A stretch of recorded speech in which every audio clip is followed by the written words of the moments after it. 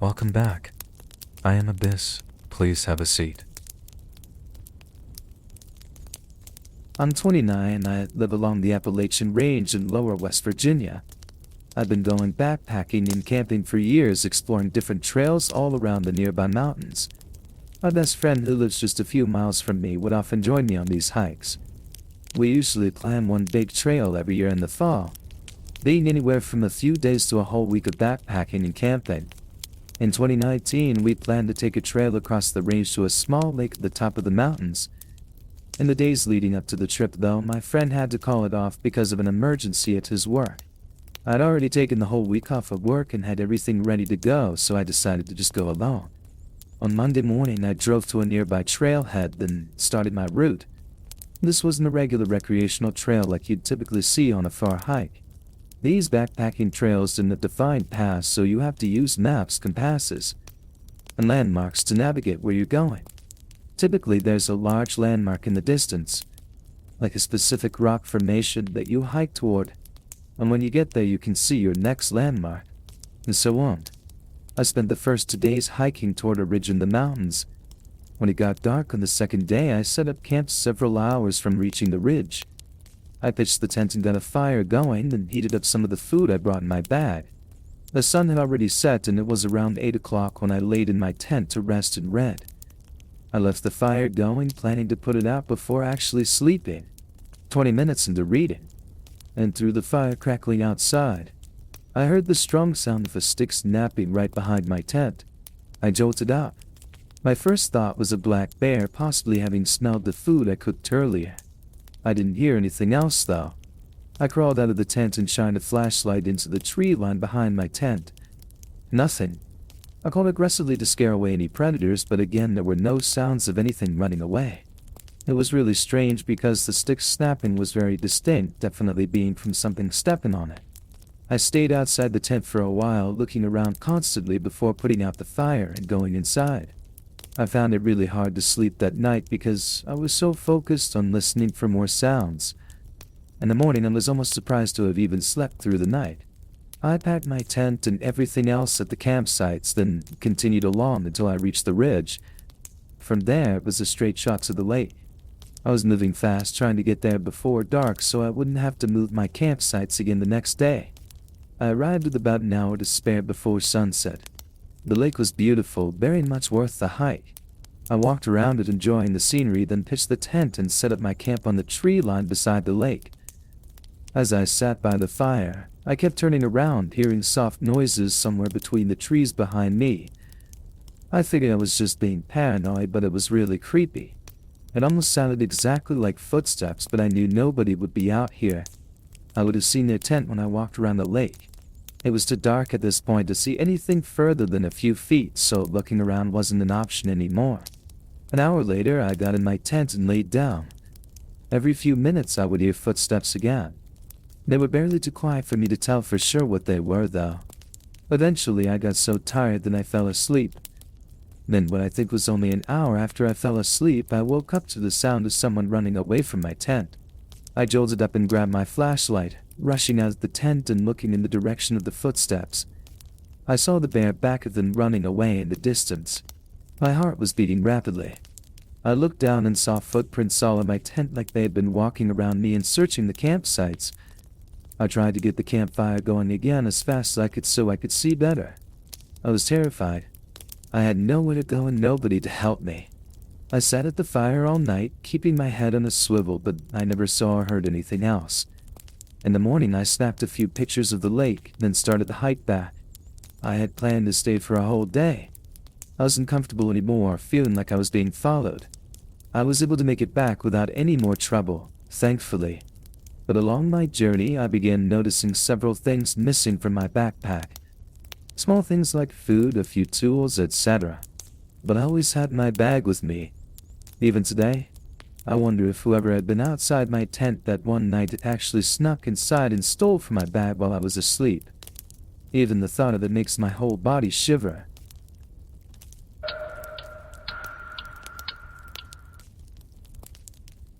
I was house sitting for one of my best friends last year. They had a few lizards and some fish that I had to feed along with a bunch of houseplants to water. They were on a 2-week-long business trip, so I agreed to take care of everything while they were away. Their house was a lot nicer than my apartment too, so I was glad to do it. The first week went by and it was great. It felt kind of like being in an Airbnb, but then one night, while sitting at the table in the kitchen, I heard a man cough right outside the house. It scared me because it was so close, being just outside the back door. I quickly walked over and turned on the outdoor lights to show that I was home. I waited a minute before looking out the window. Whoever was there was gone now. But why were they there in the first place? I stayed extra cautious for a while, but there was nothing else. It was a little past 7, and I had nothing to eat. So I went outside to go pick up some food, but as I was walking out, I noticed some footprints in the yard. The grass was pressed down, and it was a clear path they walked in.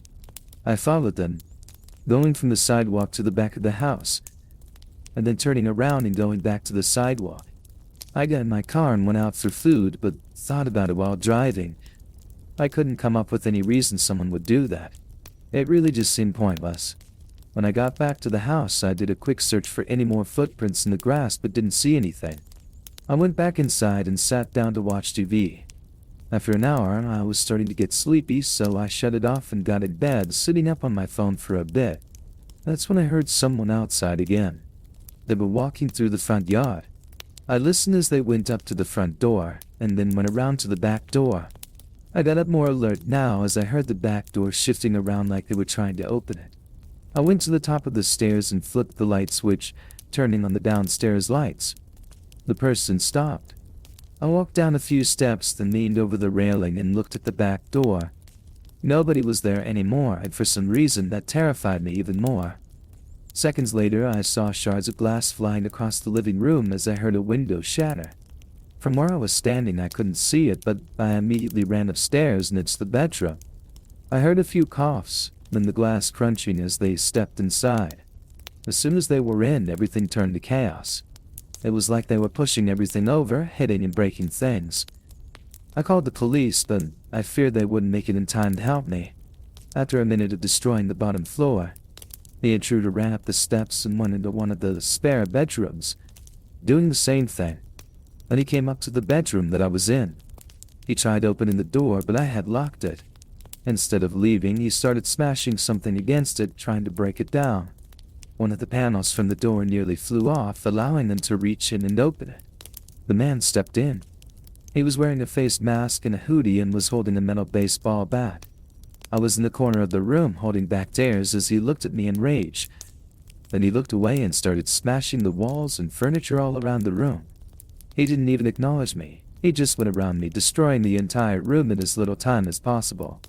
Then he ran past me and went into the next room before he finally went downstairs and left the house. I stood in that same spot, frozen, until the police came. My friend came back early the next day to deal with the situation. But basically everything in the house was trashed and destroyed. But nothing was stolen. The police said it almost certainly had to be someone she knew that had something against her, but she couldn't think of anyone who would do this to her. I tried to give a description of the man, but he was fully covered, so I wasn't of much help. The most terrifying part was that the man just ignored me, confidently unthreatened by me. To this day, whoever that was hasn't been back to my friend's house, and their motive still remains unknown.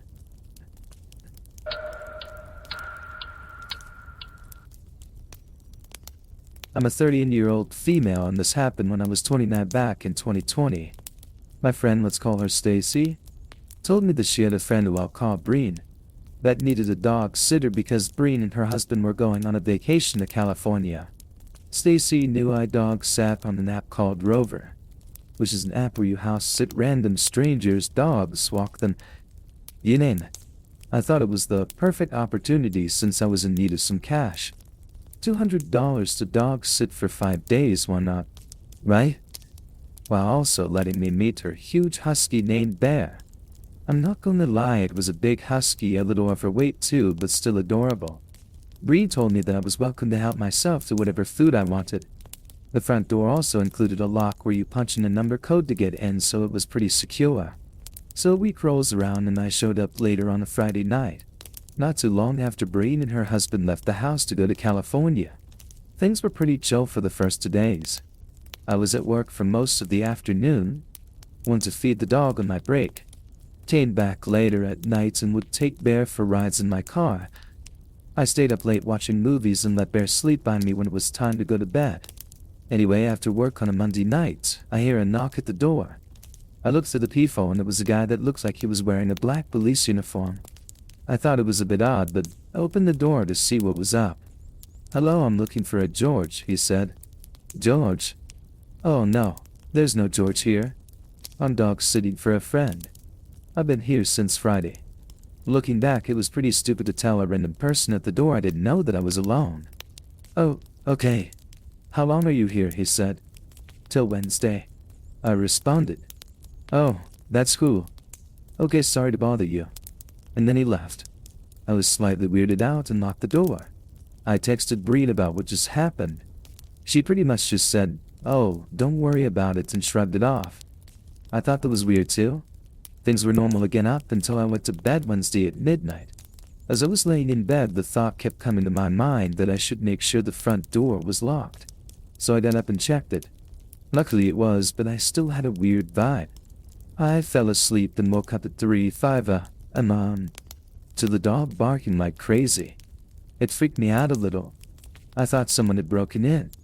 I got up and went to the living room where I saw Bear was growling and barking at the front door.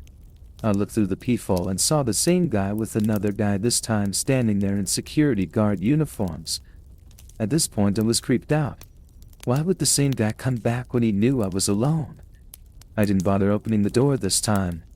The guys I didn't know dressed like security guards at 3 I made sure all the doors were locked. When I saw that they had walked off, I opened the door and didn't see any type of security car anywhere. I still have to think Bear. I think his barking could have been what scared them off. I went back inside, then went to bed and fell asleep. I didn't bother telling Breen because she was in Collie anyway. I'm glad to say I only stayed one more night after that. To this day, I still don't know who those guys were or what they wanted, and I haven't been back to dog sit since that instant.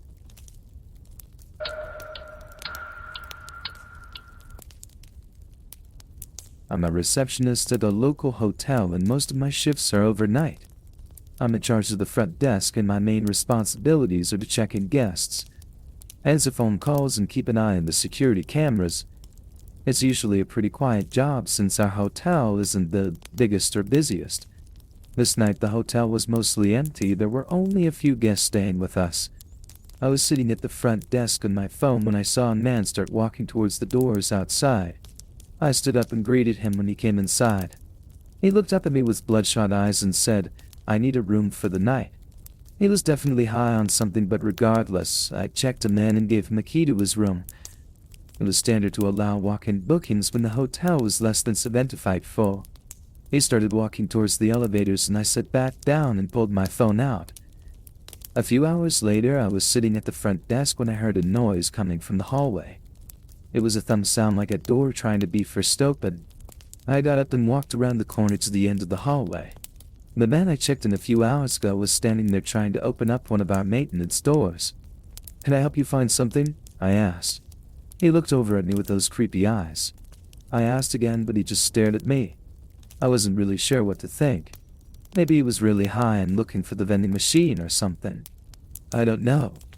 I didn't want to anger the man though, so I went back to my desk and forgot about it. A good amount of time passed with no activity. No sounds from any of the rooms. Nobody entering the building or walking through the halls. It was around 3 in the morning and I did a small walk around the bottom floor just to keep myself awake and busy. As I got to the hallway by the front desk though, I heard a very sudden loud banging coming from one of the rooms. I stopped and listened for a moment, then went up the stairs to the second floor where I thought it came from. It was very quiet now, which made me somewhat nervous.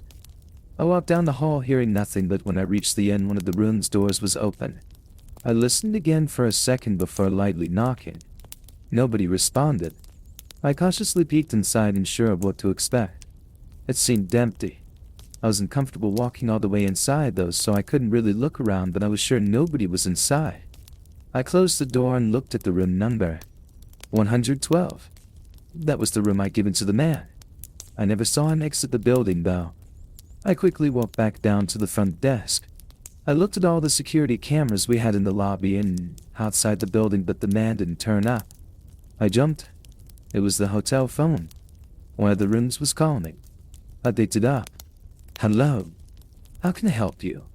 There was a woman on the line telling me about some man knocking on her door in the middle of the night. I apologized and assured her I would take care of it. I hung up and took a deep breath. I was getting really nervous now. I walked around the desk, but then again the phone started ringing. It was someone else from a different room this time saying he had the same experience as the other woman. Someone knocking at his door in the middle of the night. I called the police right away. I stood by the front doors until they arrived just in case I needed a quick escape. Luckily they came before anything happened, but they didn't find the man. Instead they found a broken window in his room where he likely jumped out of. It was on the second story though, so I'm not sure how he managed to get away without some major injuries. Later, while the police were still searching, they got a report that the car he used to pay for the room was stolen. It's unclear what the man intended to do or why he was knocking on people's doors. I'm thankful none of them opened their doors though, because this case could have been much worse if they had.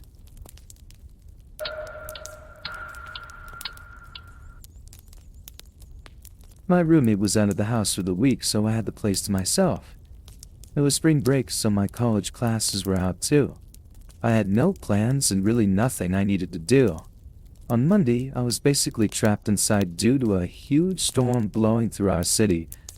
This was common around this time of year, but it still always seems worse every time it happens. The trees looked like they were going to blow away, and the house would shake and creak non-stop. Knowing I wouldn't be able to sleep, I decided to just stay up. I turned on the Xbox and started up one of my video games. I played for well over an hour, probably until 11 o'clock when the doorbell rang. I paused the game and got up, but then I remembered the whole storm and everything. Who would be outside right now? I went over to the front door and looked to the peephole. Nothing. I opened the door. The wind and water hit me right away, but when I looked around, I didn't see anyone. I closed the door and thought maybe the wind had somehow rang the doorbell. I don't know. It sounds dumb now.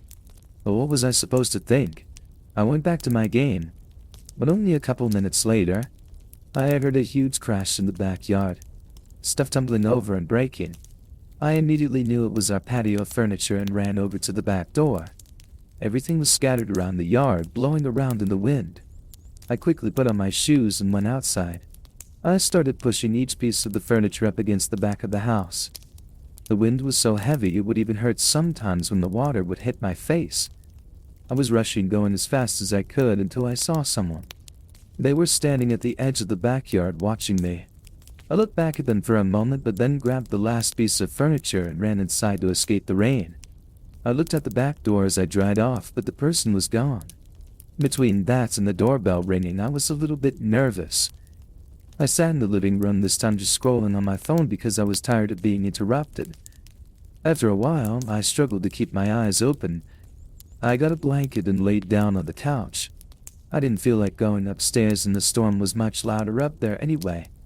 It took a while, but eventually I drifted into sleep. A few hours later, still well into the night, I woke up from a sudden burst of heavy wind outside shaking the house.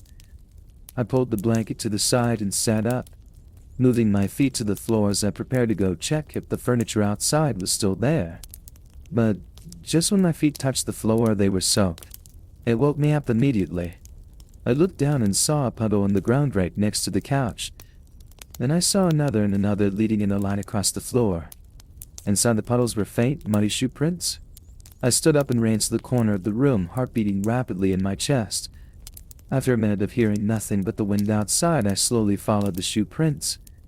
It led all throughout the house, upstairs and downstairs, but I could clearly tell that they entered through the back door, which I had stupidly forgotten to lock in the rush of getting out of the rain.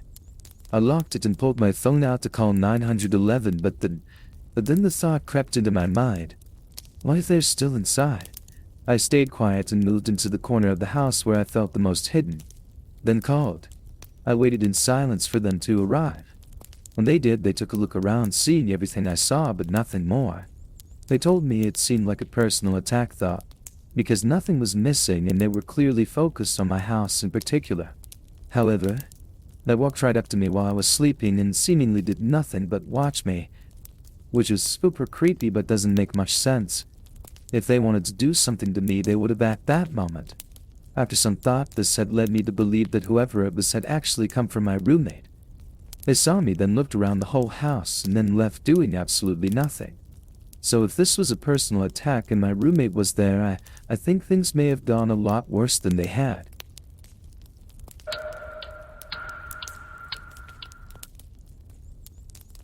I moved across the state to a newly built house.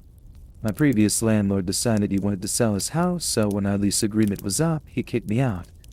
I decided to also lease this new house, but I was honestly really excited for this place. As soon as I moved in, though, I noticed my neighbor across the street staring at me several times within the first couple days. He was a middle-aged man, but didn't seem to ever be away from his house. I tried to brush it off, assuming that maybe he was just curious about the new person in the neighborhood, but the more I saw him, the more I realized there was something off about him. He never spoke to anyone, he never smiled, and he never left. He just stayed in his house watching. I would catch glimpses of him through my window and see him standing in his driveway at odd hours of the night. It was starting to freak me out. One night, as I was settling in for bed, I heard noise outside. It was a scraping sound, like someone dragging a heavy object across the ground. I peeked out the window, and there was my neighbor dragging what looked like a large ladder across his lawn. It was really late. I had no idea why he would be needing to do any work on his house at this time. I tried to tell myself that I was just being paranoid because I was in a new place surrounded by new people, but I couldn't shake the feeling that something wasn't right about my neighbor.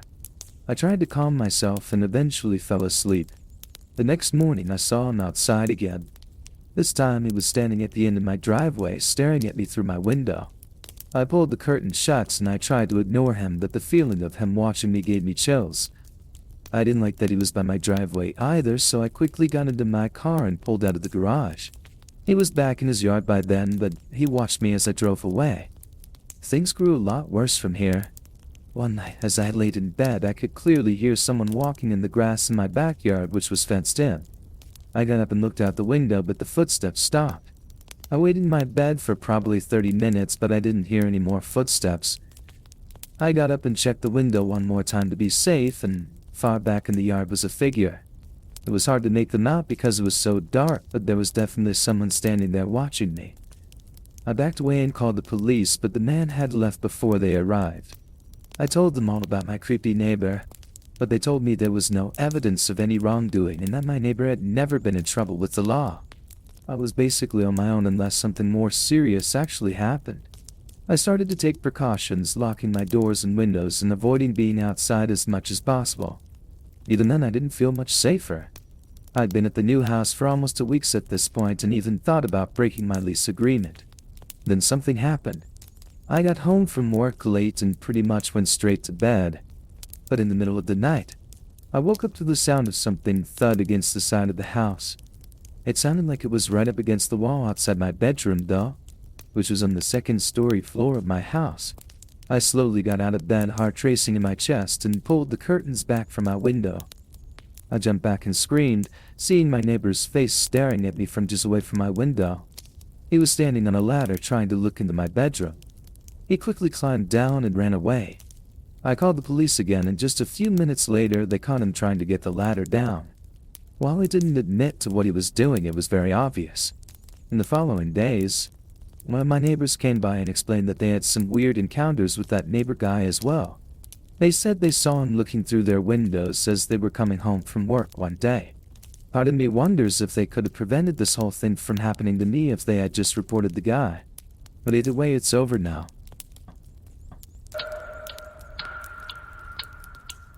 Okay, that's it. Thanks for your listening. I just started telling stories on YouTube. If you like my story, please like this video and subscribe my channel. I will make more story for you.